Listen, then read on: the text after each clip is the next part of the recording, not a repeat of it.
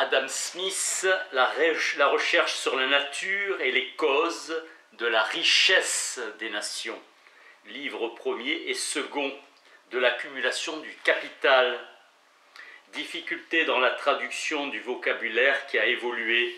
Chaque individu capable de travailler est employé à un travail utile et s'efforce de fournir à sa famille les commodités de la vie. Livre premier.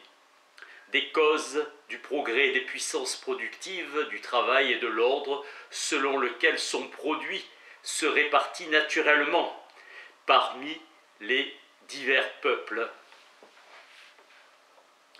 La division du travail fut un grand progrès, séparation des différents métiers et emplois. Les nations opulentes surpassent les autres dans l'agriculture, l'artisanat et l'industrie.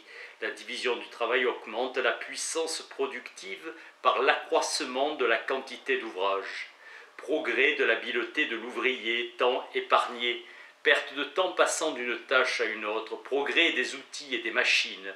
Une différence entre les personnes provient de l'habitude et non de sa nature.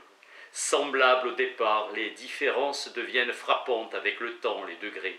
Les génies les plus dissemblables sont utiles les uns aux autres, les talents. La division du travail est limitée par l'étendue du marché, l'usage de la monnaie dans la faculté d'échanger, usage des métaux précieux, institution de la monnaie frappée en pièces, prix des marchandises et leur prix en travail. Le prix réel est ce qu'il coûte réellement à l'homme pour l'obtenir. Le travail a été le premier prix. Le degré de peine et d'ingéniosité mesure la valeur échangeable. Évaluée en quantité de monnaie, diminution de la quantité de métal pur contenu dans les pièces. Distinction entre prix réel et prix nominal ou monétaire. Tout le produit du travail n'appartient pas aux travailleurs. Prix ou valeur échangeable et de toute marchandise. La marchandise se vend pour ce qu'elle vaut. Fluctuation. Demande de ceux qui consentent à payer. La quantité s'adapte à la demande solvable. Les fluctuations influencent la valeur. Le salaire du travail, la rareté de la main-d'œuvre crée une concurrence entre les maîtres qui font une surenchère. La valeur des enfants est le plus grand de tous les encouragements au mariage. La demande de travail augmente. Toutes les espèces d'animaux se multiplient naturellement en proportion de leurs moyens de subsistance et aucune espèce ne peut jamais se multiplier au-delà. La rémunération augmente l'activité. Dans une année d'abondance, les employeurs entretiennent beaucoup de gens, augmentant le prix en monnaie de leur travail. En pénurie, c'est le contraire. Le profit annuel moyen varie d'année en année. L'intérêt que l'emprunteur a les moyens de payer est en proportion du profit net. Salaire et profit dans les différents emplois et capitaux. Inégalité dans la rétribution. Profession honorable et déconsidération. On se livre par plaisir à ce qu'on faisait autrefois par nécessité, la pêche, la chasse. Des machines onéreuses sont installées. Le profit du capital s'élève avec le risque. Le profit est un salaire déguisé. Le salaire est plus élevé dans les nouvelles activités. Le capital et le travail cherchent l'emploi le plus avantageux, se portant vers la ville et désertant la campagne. Supériorité de l'activité des villes. Isocrate, dans son discours contre les sophistes, disait que ceux qui enseignent la sagesse devraient certainement être sages eux-mêmes. Avant l'invention de l'imprimerie, étudiants et mendiants étaient presque des termes synonymes, les universités donnant licence de mendier à leurs étudiants. Isocrate demandait 10 mines, 35 livres à chaque étudiant, il y en avait 100. Il enseignait la rhétorique par série de conférences. Plutarque demandait 1000 mines pour son enseignement ou didaction. Platon vivait avec beaucoup de faste. Aristote, précepteur d'Alexandre, a été récompensé avec la plus grande magnificence par Philippe le père, Philippe de Macédoine. Grande considération pour Carnéade, ambassadeur à Rome, qu'Athènes envoyait malgré tout son statut d'étranger, babylonien de naissance.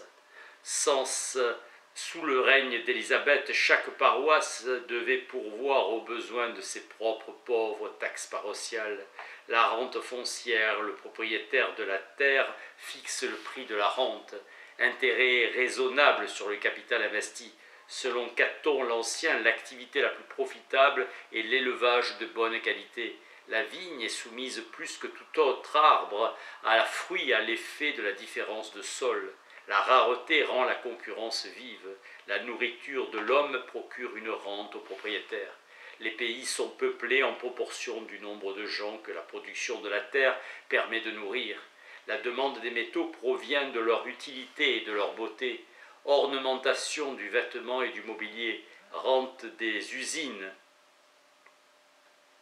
par le prix des pierres précieuses et des métaux.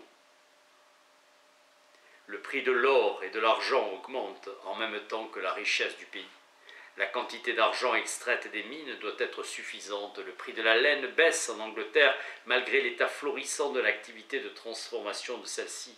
Le prix global du bétail baisse. L'interdiction d'exporter la laine a été un règlement nocif, réduisant la valeur réelle des terres du royaume.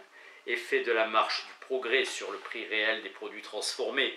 Le prix réel de la main-d'œuvre diminue.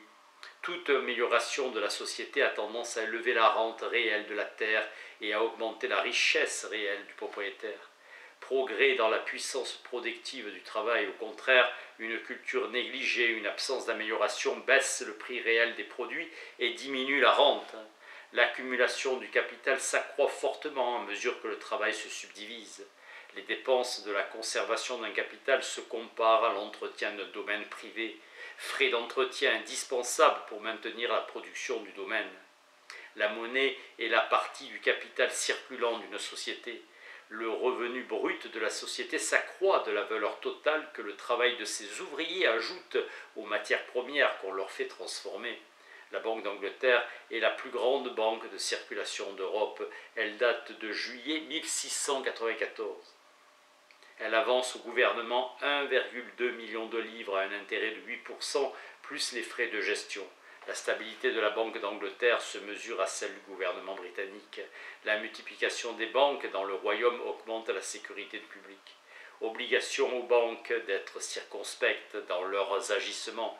Les travailleurs improductifs et les gens qui ne travaillent pas du tout ont une rente foncière ou des profits de capital subsistance. La proportion entre le capital et le revenu s'établit entre l'activité et l'oisiveté.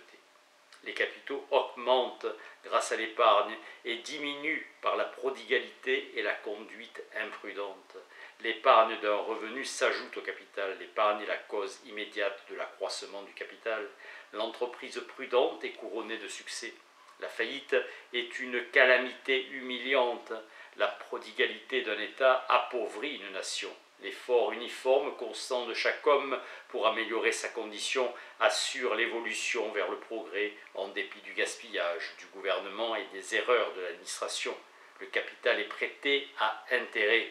Dans certains pays, la loi interdit l'intérêt de la monnaie. L'expérience montre que cela augmente les méfaits de l'usure. C'est un risque. Merci.